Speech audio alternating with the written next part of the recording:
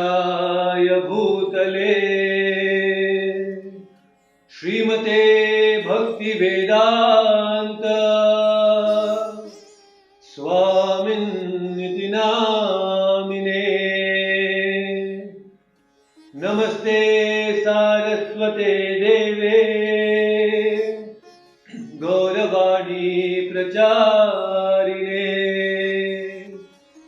निर्विशेषा शून्यवादी पाश्चात्य देशतारिणे। जय श्री कृष्ण चैतन्य प्रभो नित्यानंदा श्री अद्वैत गदाधरा श्रीवासादि गौर भक्त वृंदा। नमो महावदन्याय कृष्ण प्रेम प्रदायते कृष्णाय कृष्ण चैतन्य नाम्ने गौरत्विषे नमः। नमो ब्रह्मण्य देवाय गो ब्राह्मण हिताय च जगद्धिताय कृष्णाय गोविंदाय नमो नमः। हे कृष्णा करुणा सिंधो दीनबंधो जगत्पते गोपेश गोपिका कांता राधा कांत नमोस्तुते। तप्त कांचन गौरांगी राधे वृंदावनेश्वरी वृषभानुसुते देवी प्रणमामि हरिप्रिये। वाञ्छाकल्पतरुभ्यश्च कृपा सिन्धुभ्य एव च पतितानां पावनेभ्यो वैष्णवेभ्यो नमो नमः। हरे कृष्णा कृष्ण कृष्णा हरे हरे हरे राम राम राम हरे हरे। ओम अज्ञानतिमिरान्धस्य ज्ञानञ्जनशलाकया चक्षुरुन्मिलितं येन तस्मै श्री गुरुवे नमः।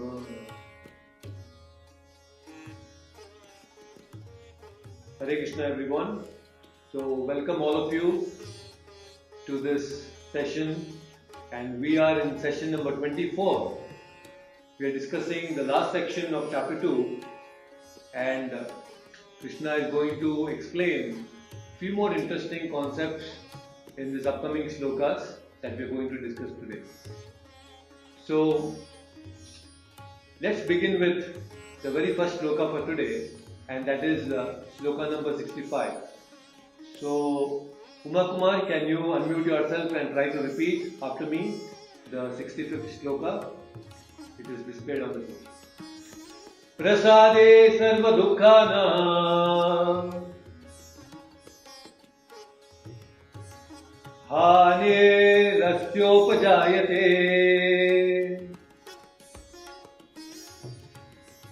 prasanna chetaso yashu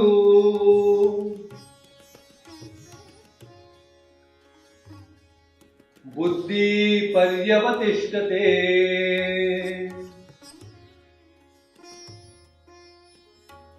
Once again, प्रसादे सर्व दुःखानां हाने रस्योपजायते प्रसन्न चेतसो याचु बुद्धि पर्यवतिष्ठते।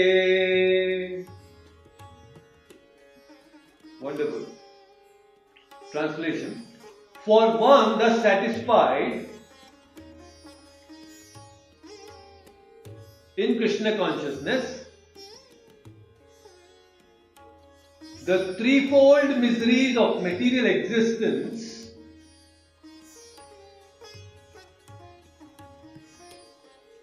exist no longer.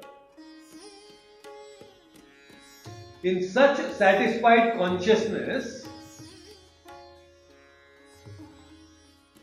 one's intelligence is soon well established. Yes, thank you. You can mute yourself. So, very interesting shloka, 65th shloka. Krishna is saying here, Prasade sarva dukkhanam hanir asyopajayate. Prasade sarva dukkhanam. So, anybody who gets this prasada, we understood what is the prasada. Prasada means not just the prasadam that you get in the temples when you go there, you get some khichdi or sweet pongal. No, that is also prasadam, but apart from that, anything that is the mercy of the Lord, that mercy of the Lord is called as prasadam. So anybody who receives the reciprocation from the Lord in the form of prasadam, then sarva dukkhanam haniratyopajayate. All the miseries will just vanish. So very beautifully Krishna is explaining, and Prabhupada translates as that anybody who is satisfied in Krishna consciousness. When does one become satisfied in Krishna consciousness? When he gets that prasadam. Just like when a person is hungry and you give him nice foodstuffs, he will feel so satisfied. He's hungry for so many days, and finally when he gets some food, he's so satisfied. Even a little morsel of food will satisfy him. So similarly, we are all thirsty and we are hungry for Krishna consciousness. We are hungry and thirsty for bhakti for the Lord. And when we get that prasadam, that mercy of Krishna, we will be completely satisfied. And in that satisfied state, we will become free from threefold miseries. Now, what do we know about these threefold miseries? So, these threefold miseries in Sanskrit, they are also called as tapatraya. Tapa means heat. Tapa also means pain, lot of miseries. Tapatraya, traya means three. So, threefold miseries. So, this tapatraya, many times in South India at least, many people commonly use this phrase. In general talks, when they have some problems, oh, kya tapatraya hai, tumba tapatraya, in Kannada they say, tumba tapatraya hai. So, it means that tapatraya means it's pain, it's a lot of unwanted problems that we face. So what are these tapatraya? So Shastras explain these threefold miseries. Number one, Adi Bhautika. Number two, Adi Daivika. And number three, Adhyatmika. So these three, Adi Bhautika, Adi Daivika and Adhyatmika problems are called tapatraya. Adi Bhautika. What do we mean by Adi Bhautika problems? Adi Bhautika problems means that problems which we face because of other living entities. That is called Adi Bhautika problem. So right now when you are sitting, a mosquito will come and it will bite you. You are aramse nicely enjoying the session, but then the mosquito will come and bite you. That is Adi Bhautika. Now, Lasya is listening to this session, but her sister will come and she will start disturbing and she'll make some noise. Maybe she not, but maybe they are together listening to the session. But then, some Adi Bhautika, the problems which we face because of the other living entity is called Adi Bhautika problem. You are nicely going on the left side of the road, you are driving your car, but suddenly some person, he is drunk or he is gone crazy, he will come and bang us. Adi Bhautika problem. So, anytime we face a problem, because of other living entities, that problem is called Adi Bhautika problem. You are completely alright, you have not done anything wrong, but still the problem will come from the other side, some other people or some any other living entity. That is Adi Bhautika problem. So let this get registered. Adi Daivika, second. Adi Daivika problem means any problem that we face because of natural disturbances. Like we are facing the pandemic today. So because of the coronavirus, there is so much of Adi Devika problem. It's a divine arrangement because all these things do not come all of a sudden. There is a tsunami that comes in. There is a tornado that comes in. There is a cyclone that comes and disturbs. So earthquakes that they come and disturb and kill people. So these are all Adi Devika. Why? Because they are under the superior control of the Devatas. Because there are some superior controllers who actually ensure that these things happen to us. That's why they are called as Adi Devika problems. So there is Adi Bhautika problems, there is Adi Devika problems, and there is Adhyatmika problems. What are Adhyatmika problems? That problem which comes to us because of our own karma. Our own karma comes and hits us. That is called Adhyatmika problem. Many times we face a lot of problems because of our past misdeeds. Either it may be in the past previous life or in this very same life. All the mistakes and sinful things that we have done, it will come and it will hit us, it will give a reaction, and that problem is called as Adhyatmika problem. So these three, Adi Bhautika, Adi Daivika and Adhyatmika, are called Tapatraya. And who is not actually attacked by these three? Each and everybody, everyone is actually bombarded with Tapatraya all the time. Any problem you see in your life is actually falling into these three categories. You take any problem, it will fit into one of these three. So Krishna is saying here that anybody who receives the prasadam, then he becomes free from these threefold miseries. What an amazing thing. Everyone is actually suffering from these threefold miseries. But Krishna is saying if you receive the prasadam, you will become free from these threefold miseries. And it's not difficult to guess.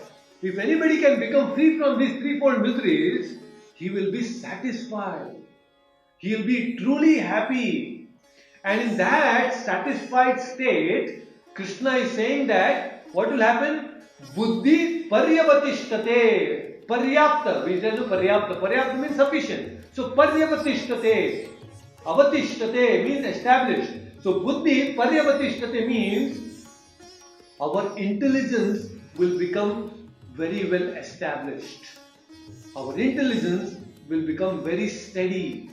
It will no longer keep wavering, but it becomes rock solid. Our intelligence becomes rock solid. It is completely contrary to the 64th verse, right? Or 63rd verse. In 63rd verse, Krishna was saying what? Smriti Brahmcha Buddhi Nasho. Buddhi Nasha. He was saying that the intelligence will get bewildered, the intelligence will get lost because of Smriti Brahmcha. But here Krishna is completely reversing the state and saying that your intelligence will be well established. How? When you receive prasadam. So you will not be bewildered, your intelligence will not be bewildered. Very nicely you will be situated in Krishna consciousness. But how will you be satisfied? This theoretical knowledge will not help. Bhagavad Gita right now when we are discussing, it is more of a theoretical knowledge right now. But when you take these principles of Bhagavad Gita that we are discussing and you start applying these principles in your life, this will become a reality for you. It will become an experiential knowledge, not theoretical knowledge. And when you get this experiential knowledge, when you start experiencing all the words of Krishna as spoken in the Bhagavad Gita, wow! You will be so blissful. And this bliss, that experience of bliss, will be so satisfying that you will never be actually facing problem because of this threefold miseries. You will become free from the tapatraya, and that is what we want. Right? We are all looking for a very joyous and happy life, and Krishna is promising us that is very much possible. But how you become fixed in me, in Krishna consciousness, when you start thinking, feeling and willing for Krishna, that is Krishna consciousness. I repeat it again. When you start thinking, feeling and willing for Krishna, then you will be satisfied. Right now we are thinking, we are having feeling, and we are also willing, but not for Krishna, but everything other than Krishna is what we are thinking, feeling and willing. But when our ability to think, feel and will is directed towards Krishna, then that will give us bliss and will make us truly happy, and we will become free from these threefold miseries. So this is an amazing thing. So Krishna is saying, get my prasadam. And yes, definitely you can begin with eating nice prasadam. So whenever you go to the temple and they're giving you prasadam, just honor it. Don't even wait for a second. You can just take it and you can grab it and you can take it. Let's begin with eating, because we're all addicted to eating good food stuff. So let's begin with Krishna prasadam by eating. And gradually you will see that just eating is not Krishna prasadam, even seeing becomes Krishna prasadam. Like when you're seeing the deity of the Lord, the beautiful form of the Lord, that is also prasadam. When you start hearing Bhagavad Gita and you start listening to the Bhagavatam classes, then that is also Krishna prasadam. Right? So all these different things when you engage in, then automatically you will become Krishna conscious, you will become God conscious. That will make us free from all the problems. Right? So very beautifully Krishna is saying that it is not simply theoretical knowledge, it is experiential knowledge, and we are all looking for experiential knowledge. Okay? Good. So let's move to the next verse, and 66th verse. So Achyutanji, you can unmute yourself and let's chant this 66th verse. It's been a long time that you have chanted. Okay. Nasti buddhira yuktasya nacha yuktasya bhavana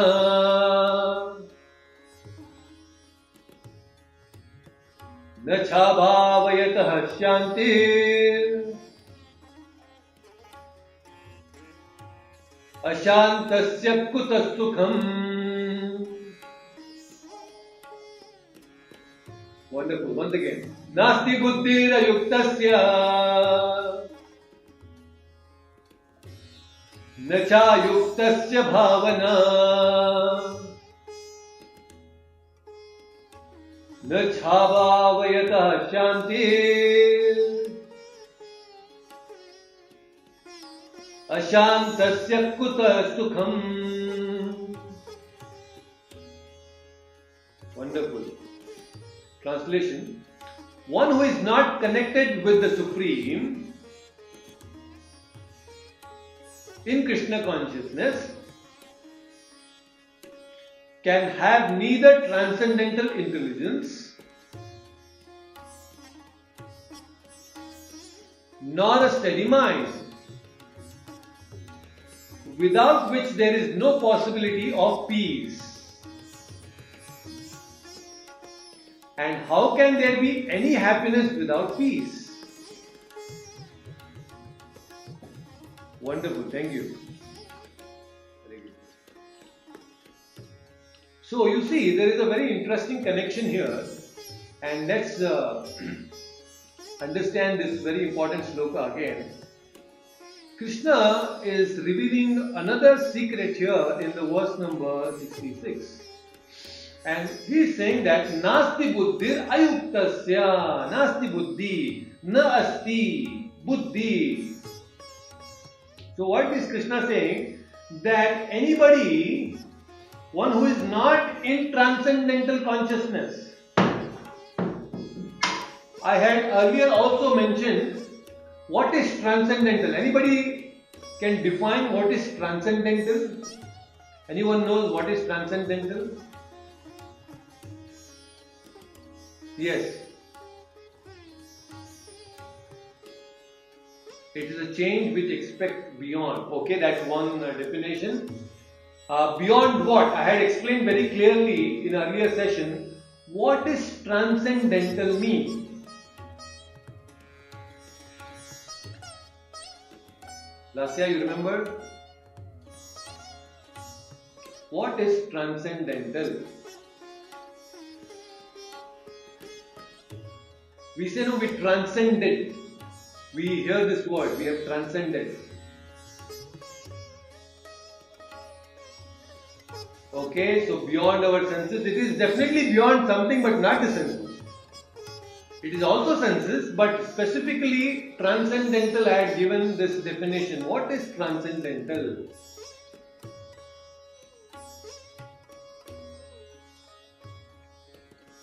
Okay, you are coming closer to it. So when we say physical realm, there are three things which actually characterize the material realm. Do you remember the three things? The three gunas? Exactly. So what is transcendental? Anything that is beyond the three gunas, anything that is beyond sattvic, rajasic and tamasic, the three gunas is actually called transcendental. So Krishna is saying anybody who is not in that transcendental consciousness, which means that anybody who is influenced by one of these three gunas, as long as we are influenced by sattva guna, rajoguna and tamoguna, our buddhi, our intelligence, ayuktasya, it will never be steady. As long as you are constantly bombarded with this influence of three gunas, your nasti buddhi, na chayuktasya bhavana, neither your intelligence nor bhavana, your mind will be steady. And when your intelligence and your mind, when both of them are not steady, then na chabhavayata shanti. How can you be having shanti in your life? Shanti means peace. If your mind is constantly disturbed, if your mind is constantly hankering for so many other things, external pleasures, and your buddhi is not fixed, then what happens is, there is no peace, there is no shanti in your life. And when there is no shanti, when there is no peace, ashantasya kuta sukham. So Krishna is saying, if you are not peaceful, how can you be happy in life? So see, the secret of happiness is very beautifully explained by Krishna in this particular verse. So everybody wants to be happy. The common denominator for all of us is happiness. Each one of us is actually striving so hard, working so hard. Why? Because we all want to be happy. A student is studying, is working hard. Why? Because he wants to be happy. He or she. Similarly, a professional is working hard because they want to be happy. A housewife, a husband, everybody who is working hard towards maintaining a nice family. Why? Because they want happiness. Everybody is actually working because they want happiness. But then Krishna is saying, you cannot achieve this happiness. This happiness question can be fulfilled only when there is peace. But when there is no peace, you cannot be happy. And why are we not peaceful today? Why we are so disturbed all the time? It's because our mind is not fixed. Our mind is wavering. Our intelligence is wavering all the time. And as long as these two are not under control, then ashanti. Now very nicely Krishna is explaining who can be peaceful. Yes, Prabhuji, we all want to be happy, and happiness comes because of peacefulness. But how do we become peaceful now? So Krishna very nicely explains in the 5th chapter, 29th verse, the last verse of the 5th chapter. Krishna explains, Bhoktaram yajna tapasam sarva loka maheshwaram suridam sarva bhutanam jnatva mam shantim richati. What does this mean? So Krishna is saying a person can be peaceful. But when he can be peaceful? When He knows Bhoktaram Yagnatapasam. Bhokta means enjoyer. When somebody knows and understands that Krishna alone is the supreme enjoyer, when we understand and come to this consensus that yes, Krishna is the lone enjoyer in this whole universe, you all must be thinking, what is this, Prabhuji? That means we are not supposed to enjoy it. Only Krishna is going to enjoy. Yes, actually that is the fact. He is the supreme Purusha. Purusha means enjoyer. Now, although we may call ourselves that I am a Purusha, we are not Purusha. I may be a man, in a man's body. We are all, some of us are here in the man's body. Just because we have the man's body does not mean that we are Purusha, we are enjoyers. The supreme enjoyer is Krishna. Bhokta Ram. And he is the enjoyer of everything. Everything that exists in this material world, in the spiritual world, is meant for his enjoyment. But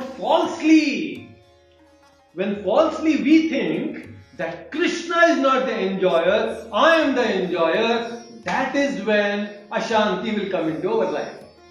The moment we think that I am the enjoyer, I want to enjoy independent of Krishna. When we don't understand that Krishna is the Bhokta, I am the Bhokta, everything is meant for my pleasure, when we start thinking this mentality, as long as we carry this mentality in our mind and our intelligence, you will be not peaceful. You will never become peaceful. Please understand, this is again very important statement. As long as we are having this attitude of controllership, Bhoktaram Yagnatapasam Sarva Loka Maheshwaram. Krishna is saying, I am not just the supreme enjoyer, but he is saying Sarva Loka Maheshwaram. He is also saying that I am the Maheshwara. I am the controller of Sarva Loka. All that exists in this world and beyond is under my control. Ishwara. Ishwara means controller, and Krishna is saying Maheshwara. I am the greatest of the controllers. Now each one of us is also a controller to some extent.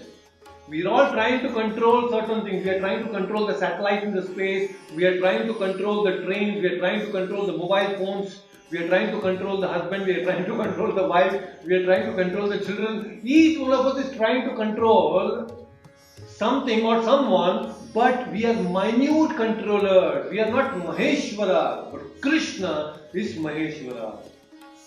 But the problem is, we are thinking that we are Maheshwaras. We want to control everything. I just don't want to rule on this planet Earth. I will also go to Mars and I want to rule on Mars. We are constantly trying to have this attitude of controllership and enjoyership. And as long as we have this false attitude, we will be bewildered. We will become unpeaceful. We will always remain unpeaceful. Because we are trying to become something which we are not. See, we are minute, part and parcel of Krishna. Krishna is Vibhu and we are Anu. We are minute enjoyers and we are minute controllers. But when we think that I am the supreme controller and supreme enjoyer, that will make us very, very restless. And that is why we are frustrated all the time. Every time when you want to control something and that goes beyond our control, you will become frustrated. Every time that you want to enjoy something and you are not able to enjoy that, you will become frustrated. So this is a good point. This is a good time to understand that yes, Krishna alone is the Bhokta and he is the complete controller. By the way, you must be thinking that, Prabhu, what kind of a master is this Krishna? He is the Bhokta, he is the supreme enjoyer, he is also the supreme controller. He is a very dangerous master. You know, we have seen Hitler, we have seen Stalin, we have seen many such great rulers on the planet who were very powerful, Bhoktas, and they were enjoying, and they were trying to control people and exploit people. Anytime you see there is a powerful person, there will be a lot of people who are getting exploited under it. Although many companies, they say that yes, we are paying you a lot of money, but you will see deep within they are exploiting the employees. They are making them work hard for many hours, and there is a lot of this exploitative mentality in the masters. And why we don't want to surrender to someone, especially in today's time, we don't want to surrender. And especially I see a lot of youth, many youngsters, they don't want to accept anyone as an authority because they constantly have this experience of being exploited by people. And nobody wants to be exploited. Now we are thinking that yes, what if Krishna is also like this? He is also the supreme enjoyer, he is the supreme controller, he may also be a very exploitative person. Like any other masters, he may be very exploitative. But then Krishna is saying, Surudam Sarva Bhutana. So Krishna is clarifying, I am not an exploitative master. He is saying Surudam. Like a friend. In English, there is a word friend. Right? So friend, he is saying Suhrud. The superlative degree of friendship is Suhrud in Sanskrit. So Suhridam Sarva Bhutanam. I am friend to everybody. He is the supreme controller, he is the supreme enjoyer. At the same time, he is not exploitative. He is the dearmost friend sitting in our own hearts.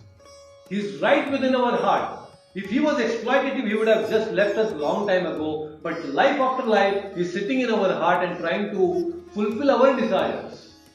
That is a friend.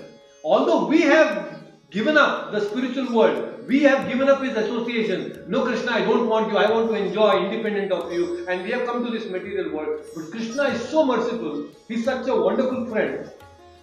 He is always constantly sitting in our heart and guiding us. So only when a person knows Bhuktaram, Maheshwaram, Suhridam Sarva Bhutanam, such a person, Gnatva Mam, anybody who knows this, Shantim Richyati, that person will be peaceful. You see, if you want to become peaceful in life, then this is the formula. You should know that Krishna is the supreme enjoyer, he is the supreme controller, and only when you know this, that such a great friend I have a wonderful friend in my life, no matter anybody who can ditch us, one day or the other day, somebody can actually, our closest people, the closest friends can actually leave us and go, willingly or unwillingly. But Krishna is such a person, although we may not want his friendship, but he will always be behind us. And such a nice friend we have forgotten. We have completely forgotten that we have a wonderful friend like Krishna in our life. And we are trying to fulfill our desires of friendship from so many different people other than Krishna. And that's why we are not peaceful. So we need to understand this now, that Krishna, yes, you are my supreme enjoyer, you are my controller, and you are my great friend. I will understand this, and please make me peaceful. And you will automatically become peaceful. And when you are peaceful, Ashantasya Kutas Sukham, that Sukham, happiness will come into your life. That happiness will come. We know the beautiful example of Sudama. Sudama was such a poor Brahmana.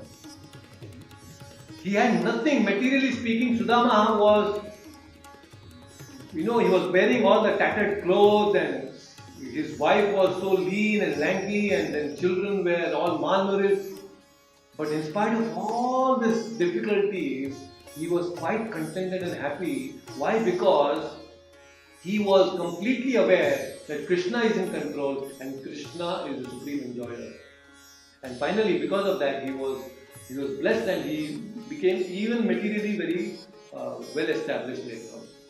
So please understand, devotees, that if you want to become peaceful in life, this attitude of enjoyment should be given up.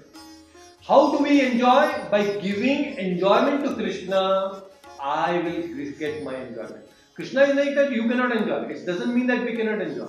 But my enjoyment is giving enjoyment to Krishna. By giving enjoyment to Krishna, I will enjoy. That should be our attitude, and that is what gopis did the best. Why the gopis are the topmost devotees of Krishna? Because they had this attitude. Whatever we do, it is for the pleasure of Krishna. When we develop this attitude of the gopis, then we will become very peaceful and happy. Okay, so this is how Krishna is very nicely explaining here. And when we know this formula, by the way, there are a lot of people who may look very sattvic, they may look very peaceful externally. But external peacefulness will not define the internal substance of a person. Please understand, there are a lot of people who may talk polished language, polished English, and polished clothes they may wear.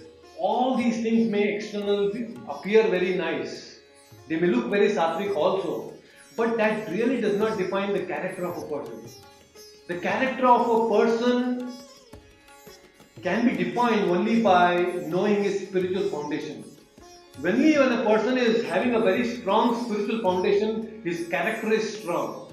And based on that character, that defines the substance of a person. It is not how well you speak, how well you dress. No. Your substance within is defined by your spiritual consciousness, that Krishna consciousness.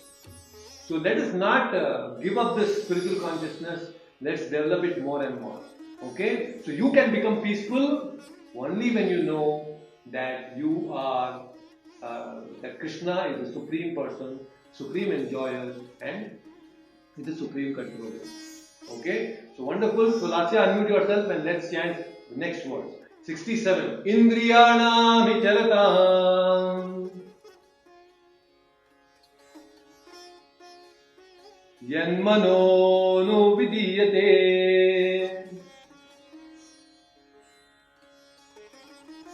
tat asya harati prajnam vayurnavam mivambasi.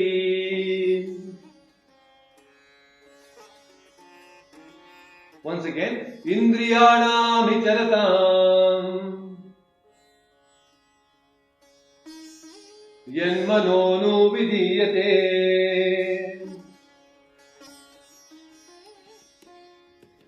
tat asya harati prajnam vayurnavam mivambasi. Wonderful. Please repeat the translation. As a boat on the water is swept away by a strong wind, even one of the senses on which the mind focuses can carry away a man's intelligence. Thank you, both of you. So very interesting shloka, very nice shloka. Krishna is saying here, Indriyanam hicharatam. So, in the previous verses, in the sessions, we had discussed that how that even one uncontrolled sense can lead to death. And there was this very beautiful analogy and example of how different animals, there are those moths, because of the uncontrolled eyes, they die in the fire. Can anybody else give me some examples that we discussed, how different animals, because of one uncontrolled senses, they end up dying?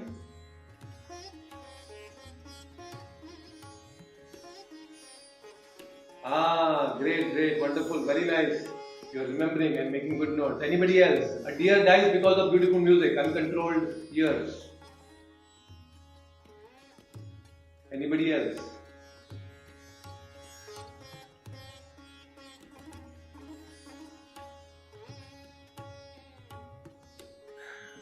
Snake charmer. No, that is okay. That is the ears part of it. What about tongue? Which is the example for an animal which dies because of uncontrolled tongue?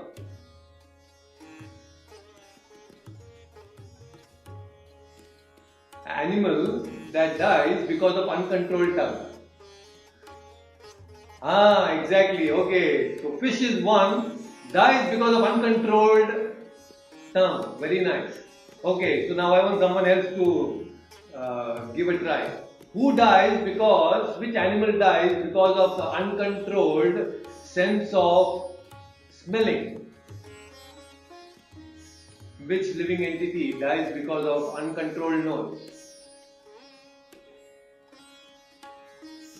So this is a good exercise. Next week we are going to have quiz. Definitely. We will end the session 2. At the same time we will also have quiz in the next session. So all of you be prepared. There will be a lot of questions. We should not be like, we hear and we live it. So this is a good exercise for us. So there is this honeybee, there is a bumblebee. It gets trapped by the smell of the fragrance of nice flowers and goes and sits inside the flower, and the flower sometimes they close and the honeybee dies inside the flower. Which is the animal that dies because of the uncontrolled sense of touch? Anybody remembers? I also mentioned honey trap. Anybody remembers what is honey trap? Think. Uncontrolled touch. Which animal dies because or get trapped because of uncontrolled touch?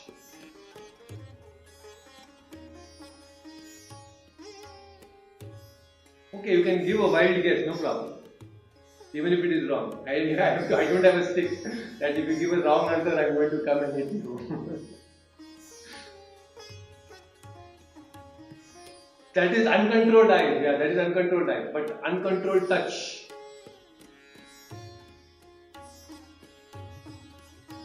Yes, it is elephant. Elephants are very easily tracked by a she-elephant because it moves around, it goes behind the she-elephant, and the she-elephant is nicely trained and it brings this male elephant into a ditch, and the elephant is trapped. And that is how they catch the wild elephant actually. Okay, so the point here is why I just refresh that is because Krishna very nicely in the 67th verse is saying that how even one of the senses can take away our mind, our consciousness away from our goals. Vayor navam. Navam means boat. We say Nauka Vihar. Nauka Vihar, many times we carry the Lord in the boat. Nauka means boat. So navam also means boat. So when does the boat move away from its place? When there is a strong wind. So when one of the senses is completely carried away by one of its sense objects, then our mind is carried away from the goals. Tad asya harati prajna. Harati means it will take away our prajna. Our consciousness is stolen away. It is hijacked. It is kidnapped because of one uncontrolled sense. See, such dangerous these senses are. Indriyanam hi charatam.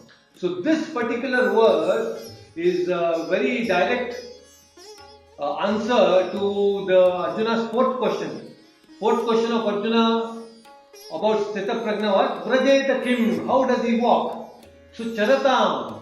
This word charatam has to be understood. Charatam means to move. Charatam means to walk. Like we say brahmachari. Right? Brahmachari. Chari means what? Chari. Brahmachari. Brahmacharis are constantly moving. Brahmacharis are constantly moving. That's why they are chara. Chara means chara. Keep on moving. So brahmacharis have to keep moving always. When I was a brahmachari, I was constantly moving, and it's very easy to move from one place to another place for a brahmachari because he is all alone. He just had to have one backpack. Whenever I wanted to go for a pilgrimage when I was a brahmachari, I just had one backpack and everything within a backpack, and very easy to move. But now I am a grahastha. Grahastha. Astha means what? You cannot move. Once you get married, you cannot move easily. You become astha. You become fixed in one place.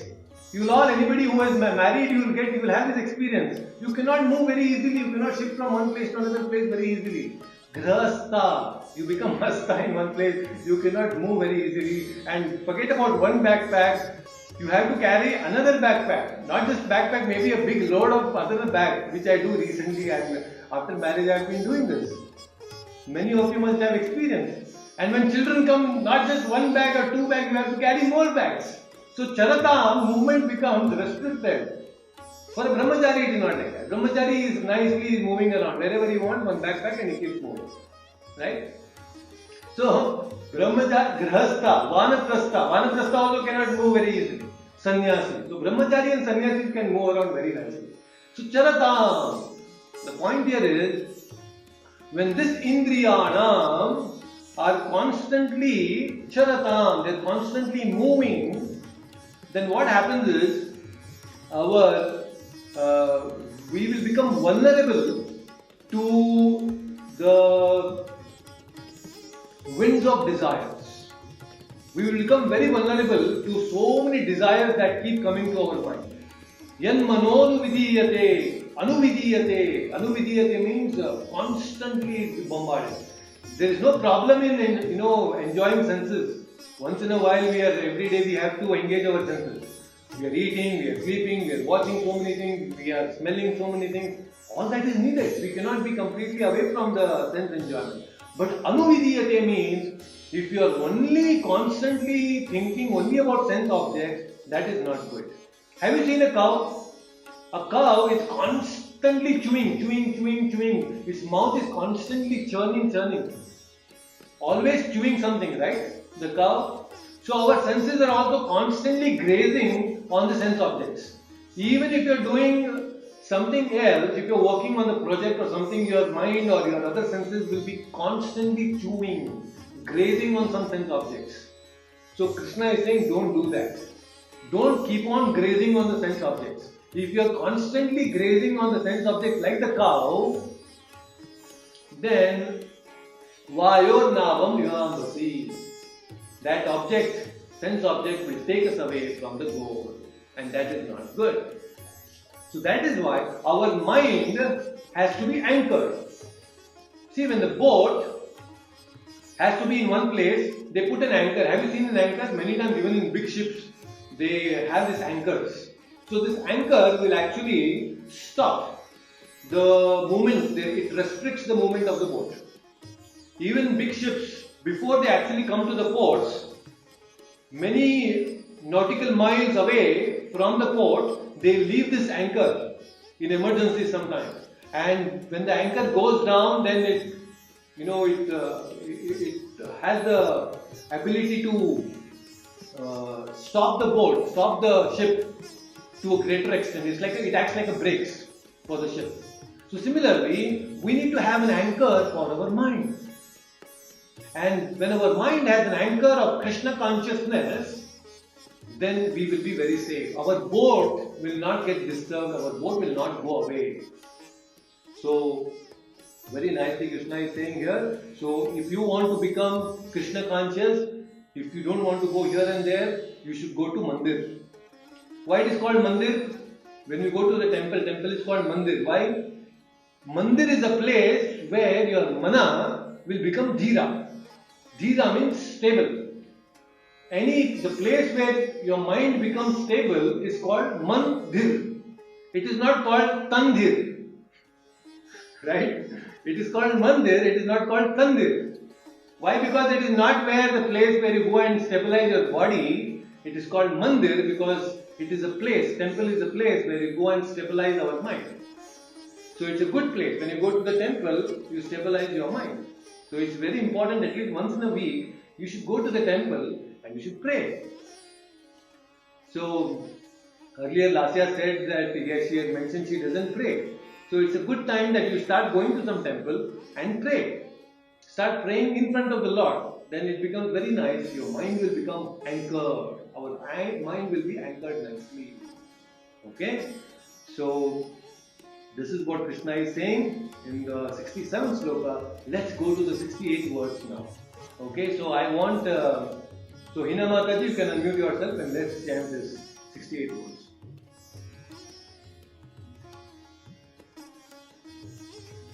Tasmadhyasya mahabaho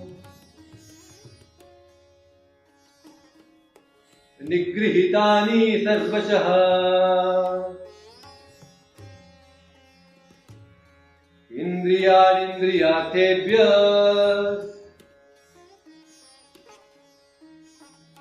tasya prajna pratishtita. Once again, tasmad yasya mahabaho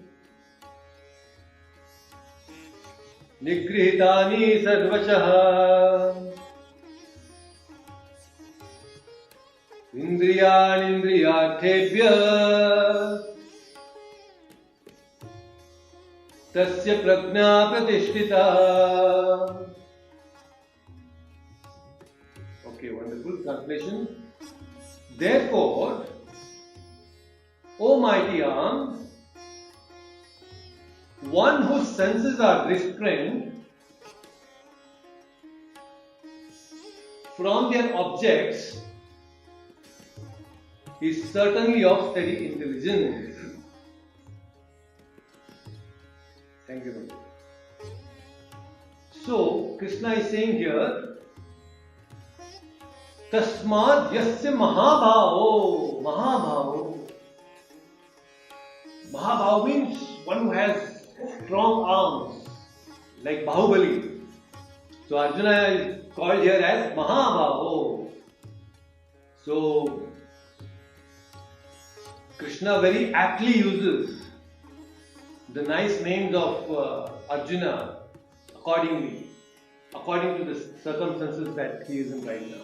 So Tasmad yasya Mahabhavo. Why Arjuna is called Mahabhavo? Because he is a very powerful warrior.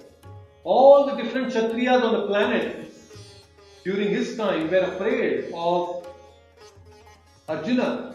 The kings whom he had defeated, not just kings, in fact, the heavenly gods, even they were scared of Arjuna, because that is how powerful Arjuna was, extremely powerful.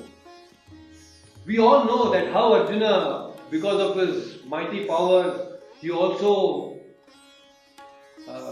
fought with Lord Shiva, and that is how they received the Pashupatastra from Lord Shiva.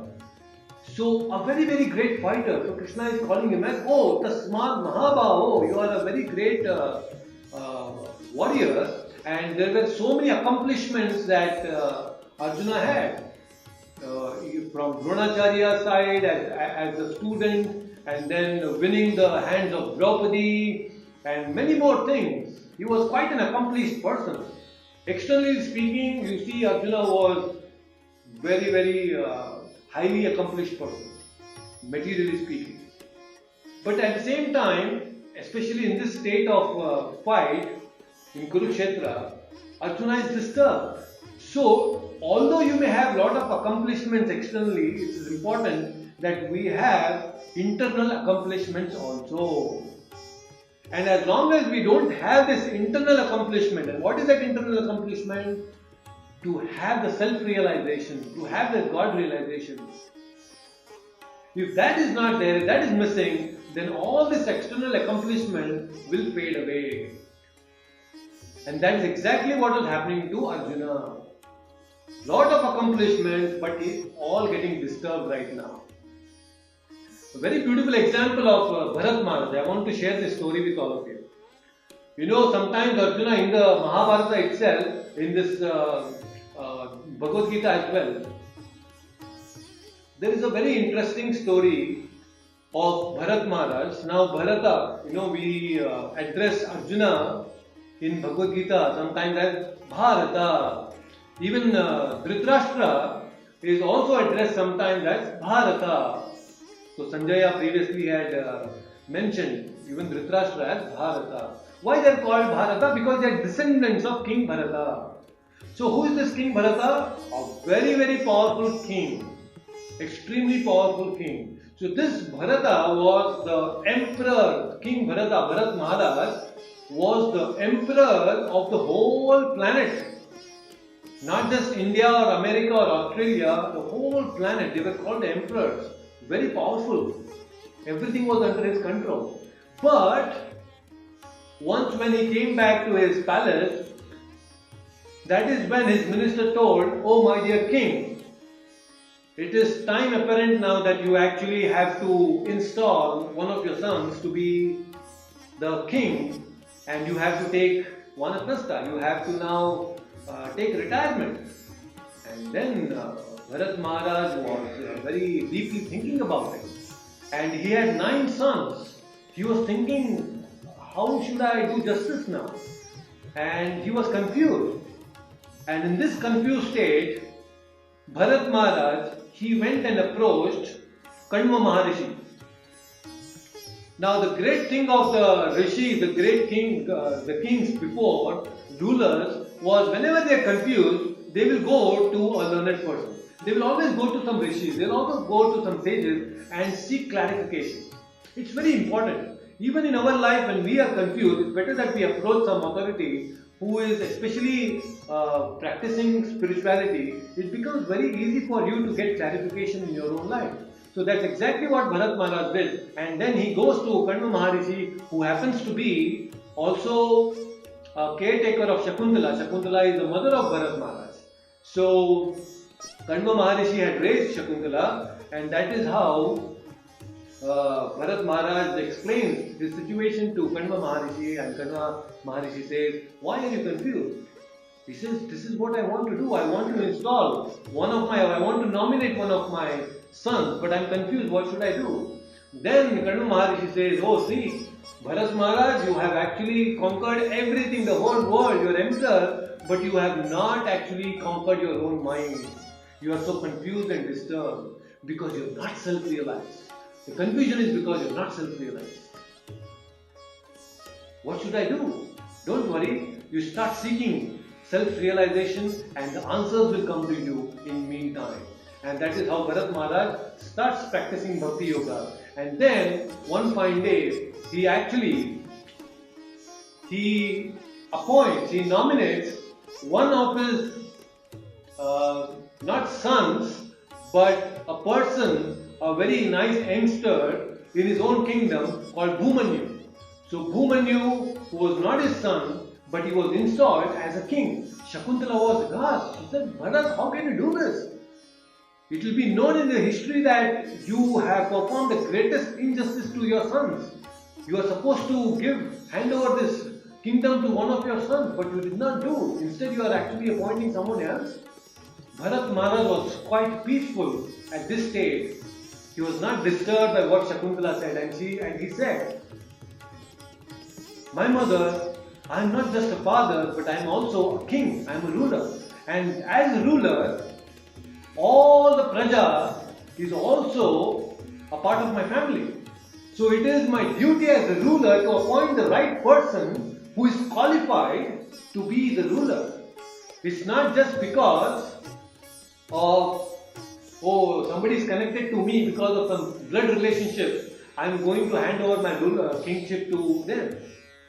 Unlike today's politicians who actually just want themselves to be glorified and then they want their children to be into politics, and then until Dhritarashtra, it was all gone.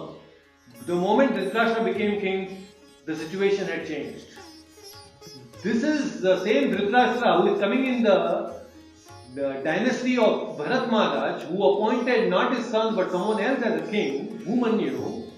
And the same Dhritarashtra here we see, he is so attached to the kingdom, he wants to break all the dharmic religious principles and instead want only his son Duryodhana to become the king. Just see the shift. Just down few generations and the shift had happened in their own dynasty. Right? So, Bharat Maharaj is a fine example how we need to have that internal peace. And only when you have that clarity of thought, that clarity of, yes, I am a spirit soul, I have a bigger role to play in this material world and then go back to the spiritual world. When you understand that, then we will not be disturbed. Tasya prajna pratishtita. Our prajna, our consciousness, pratishtita, it will become fixed. It will become very, very fixed. So, very nicely Krishna is saying here that indriyani indriyatebhyas. So we need to control our senses. There was this one boy who went to his grandfather and he told, grandfather, I want to watch a movie, it's a nice movie and my friend and I, both of us, we want to go and watch this movie. Can you please help? I want some money from you. And the grandfather said, no, you cannot go. And that's it. The boy, because he heard no, now it's not that he goes to his father, then he goes to his mother, no, I want to go and watch. Nothing. At least in the previous ages, it was not like that. Once no means no. Unlike today's children, in spite of getting the answer as no from the grandfather, they will go to the mother, they will go to the father, they will go to uncle and everybody else. So this boy was quite okay and he was just went on with his own regular thing. 3-4 days later, the grandfather called his boy and gave him a little money and said, you wanted to watch a movie, right? Go and watch a movie with your friends. And also take this extra little money and you can eat a little bit if you want to eat something there. And this boy was all astonished. Just few days ago, my grandfather did not allow me and now he himself is calling and giving me so much money to watch a movie with my friends. Now at that age, he did not have the guts to ask why is he doing this. But later on, when this boy grew up, he asked his grandfather that you had done this to me earlier when I was a child. Why did you do so? First you stopped me and then later you asked me to go and watch. And then the grandfather explains that, you see, I just wanted to check if you have that self-control. I just wanted to see if you can control yourself. It's very important as parents that anytime there are demands from our children, it's not that we should immediately satisfy. Many parents do this mistake that moment the child cries a little bit, immediately they want to fulfill the desire, and moment you fulfill the desire, then we are setting a wrong example. We are actually not making them dhira, we are not making them self-controlled. So we can get so many tidbits like this from great parents from our Vedic culture, and then that can be implemented in our life, because we should actually look for shreyas for our children, not prayers. We should not immediately think of giving immediate pleasure to our children. We should always think of a long-term pleasure, long-term happiness for our children. So think of shreyas and not prayers for our children. Right? So self-control, indriyat. Let us not enjoy and indulge in sense enjoyment. Rather, we should better understand this principle and control our senses. So very nice Krishna is saying here, and let me check the time now. How much time? Okay, we have little time, we have 15 more minutes and I will complete. Okay, I think if I take another sloka, it will take some more time. So you can ask me questions. And I also have another very important thing to share with all of you. So I think I will not go with the next sloka today. And in the next session, we will cover the 69th verse onwards and we will complete chapter 2. Plus we are going to have the quiz. So all of you be prepared, because next session is going to be very important, and you can all refresh yourself with the knowledge of the second chapter, and we can have some interesting quiz. Okay? And we will end chapter 2 in the next session. But I have something important to share with all of you today. And that is, today is the beginning of Kartik month. Now, it is very, very important as devotees, as practicing devotees, we follow this Kartik Vrata, this very beautiful month, very colorful month. This is the month when we celebrate even Deepavali, and we also celebrate Govardhan Puja.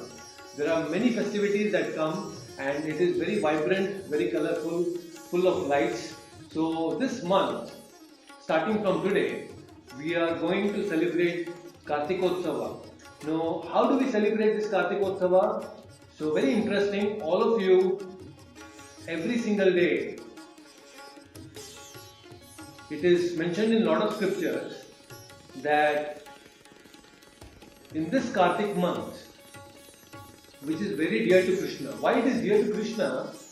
is because it represents, or the Adhishthatri Devi of this Kartik month is Radharani. Now Radharani is very dear to Krishna. She is also called as Kartika Devi, which means that she represents this month. And because Radharani is so dear to Krishna, this month is also very dear to Krishna. So in this month, we pray to Radha and Krishna, and especially we pray to Damodara.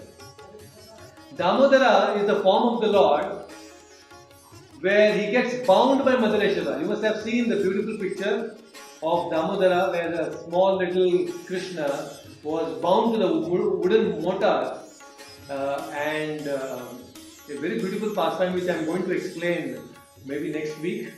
We will discuss this whole Deepotsava thing. Very interesting pastime, this Damodar Leela. So it's also called as Damodar month. In this month, it is explained that every single day we need to offer ghee lamps to Lord Damodara, to Radha Krishna. So all of you, starting from today until November 30th, each one of you should take a ghee lamp and offer to Krishna at your home.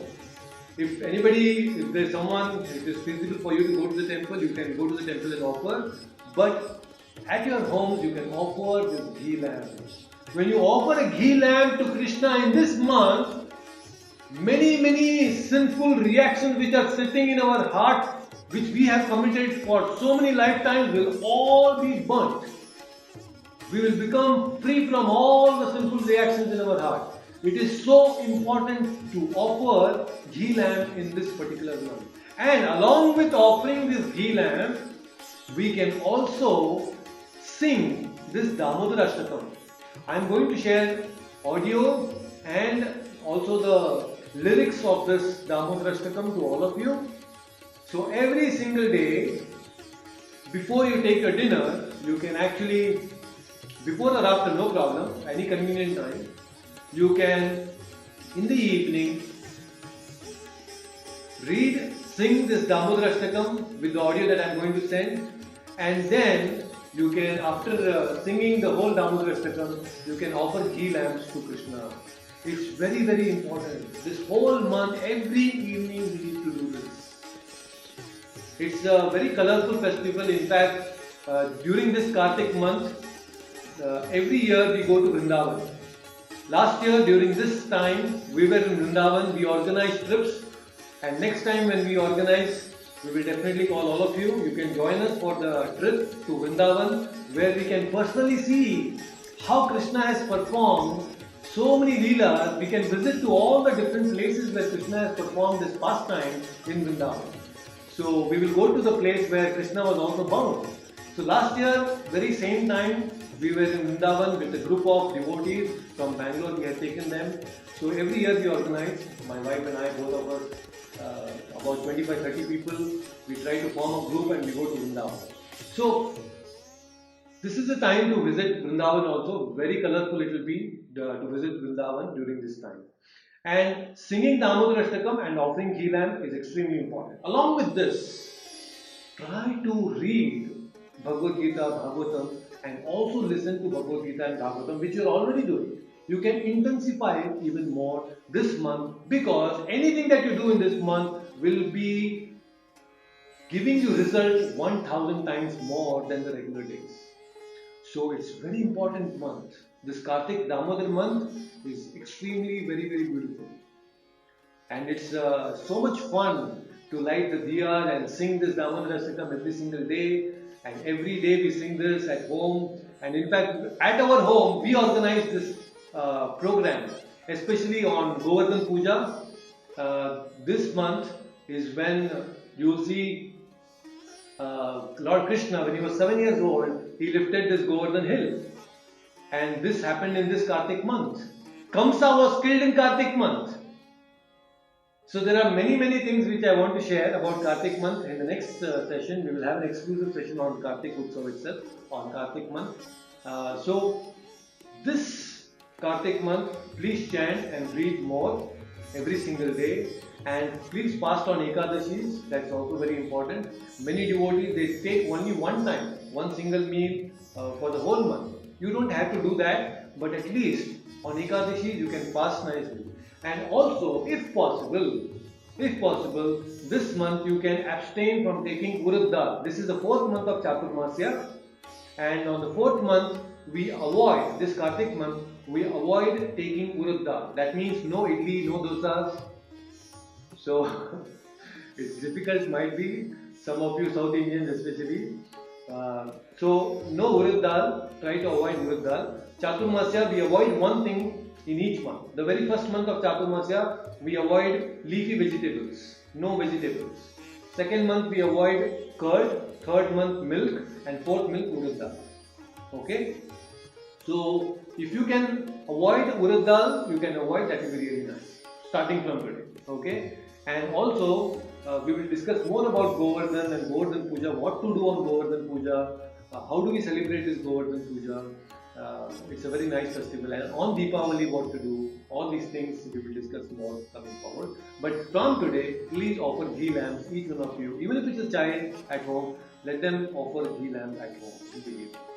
And I am going to share the lyrics of Damodar Ashtakam. You can also listen to the audio and then nicely sing. It's a very beautiful song, very beautiful melodious song. So wish I could invite all of you. Maybe next time when this pandemic gets over, I will invite all of you and you can all come and participate. Okay? So very nice. So if there are any questions, you can feel free to ask me questions. And also my apologies today, because I had to shift the session on Saturday today, because tomorrow we have some engagement. So I thought we will do it today. So if there is any inconvenience, sorry for that. Okay, so alright, so can you please repeat the question? Hina Mata is asking, as humans we may earn wrong karmas, okay, all through our lives. What is the difference in the repercussions of our karmas at different ages, like when we are children, adults, and as we grow older, do our responsibilities and our karmic debts change accordingly? Yes, spiritual life is very dynamic. Like you said, to err is human. Each one of us, we commit mistakes. And it is also said, some of the scriptures they mention, that until the age of 12, if we have committed any sins unknowingly and knowingly, sometimes those sins are forgiven. But after 12 years, most of your karmas are accounted. But before 12 years, if you have committed some sinful things, then they are kind of forgiven. Many times as children, we may kill ants, we may kill some insects and so many things like that. They will be forgiven. But beyond the 12 years, then they will be taken into account. So there are some scriptural references for that. And then, how do this karma act upon? What are the repercussions? Again, these repercussions are not based on the age factor. Karmana gahano gatihi. This karma is extremely complex. It is very dynamic as well. So now what happens is, we have a lot of karma, especially the bad reactions are sitting. So when you start doing this Bhakti Yoga, when you start practicing Bhakti Yoga, especially chanting the Hare Krishna mantra and understanding the philosophy, so what's happening is, there is a cleansing that has begun now. Cheto Darpana Marjanam. So that cleansing of the heart is happening, but at the same time, the previous anarthas are there, and sometimes we are also adding some new anarthas. So you see, there is a lot of up and down that is happening. There is an addition, there is a subtraction. So when you are chanting the Hare Krishna mantra, the reactions are getting burnt. But every day we are also knowingly and unknowingly committing some mistakes. So this is a very dynamic process. The karma is extremely dynamic process. But the more we perform devotional service, the more the cleansing will happen. And gradually, it will become fully clean. There will be a point when you will reach that pure consciousness, that pure Krishna consciousness, which is free from all the karmas. Again, the next chapter, the third chapter, we will discuss a lot about karma, because the third chapter is all about karma yoga. We will understand karma more in detail, that what are the types of karma. There is something called as sanchit karma, there is prarabdha karma, all these different things we will understand, and how these things are reacting, how these results are coming to us. It's a very complex things, and I really want to share a lot of details about when you do a certain thing, what will come to you as a reaction. So all these things we will discuss as we go forward in the next session. Okay, so let me see if the recognition is going on like that.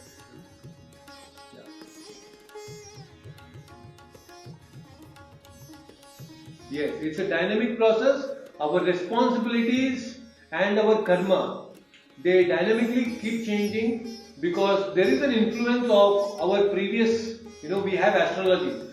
So there is an influence of the planets, there is an influence of our own mind, there is an influence of your devotional service that you are doing right now. So you see there are a lot of forces which are acting on the human consciousness. So just like I told you earlier, that gravity, although you cannot see, the force of gravity is acting on you.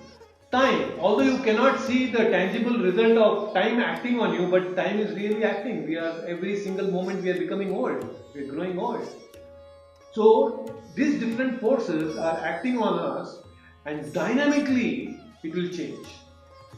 The responsibilities will dynamically change, our perceptions will dynamically change, our attitude towards life will dynamically change. The mistakes that we have committed will get burnt off by devotional service. So a lot of things will happen. This is the churning phase, Mataji. This whole process of devotional service, the spirituality, when you begin your life, there will be a lot of churning that will happen in your heart. This churning will bring out the best out of us. And this is the difficult phase. In bhakti, this churning, this cleansing is the most difficult phase. It's very painful also sometimes. But we have to have that confidence, we need to have that determination and association of right devotees, then I think that will help you going forward. So it's not so easy as we think, but it is very much possible to achieve that supreme pure Krishna consciousness. Okay, so I hope that answers your question to some degree, but definitely karma we will understand more in the next chapter, that is chapter 3. Hare Krishna. So alright then, we will meet you again next Sunday.